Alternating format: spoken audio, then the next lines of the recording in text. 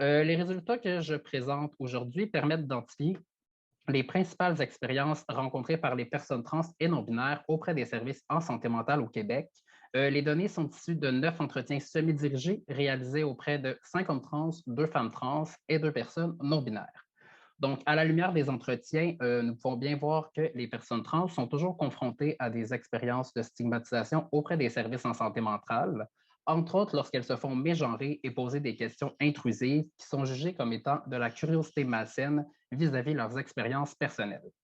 De plus, les personnes trans doivent constamment participer à l'éducation des professionnels en contexte d'intervention, et ça alors que les intervenantes et intervenants manquent de formation pour bien répondre aux besoins spécifiques de la communauté trans.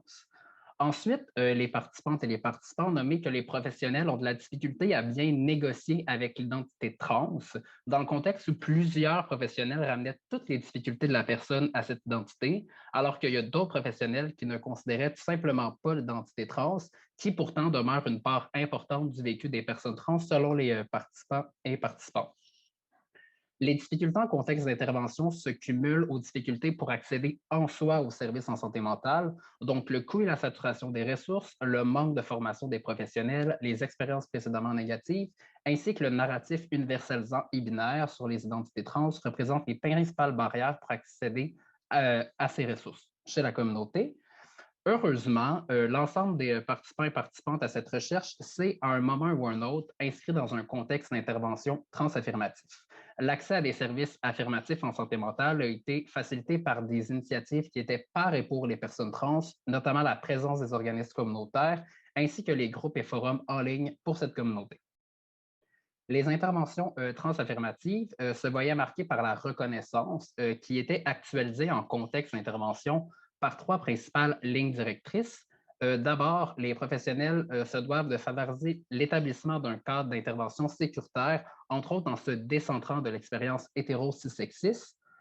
Ensuite, les intervenantes et les intervenants doivent s'informer sur les raisons menant la personne à venir chercher du soutien et ainsi orienter l'intervention en conséquence. Puis, la pratique du consentement était fondamentale pour les participants et participantes pour mener une intervention affirmative.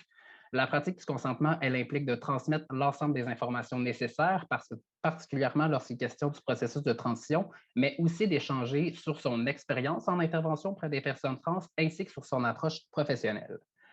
Peut-être Bref, en une, deux phrases là, rapidement qu'on peut. oui, parfait. Les expériences de stigmatisation et de discrimination démontrent la nécessaire transformation des services en santé mentale au Québec en milieu trans-inclusif et trans-affirmatif, particulièrement dans le réseau public. Et je vais conclure sur le témoignage d'un participant qui nommait l'impératif de plus demander aux gens quels sont les besoins avant de juste dire ce qui est bon pour eux, et ça pour permettre une concertation des personnes trans afin de créer de meilleurs programmes. Merci.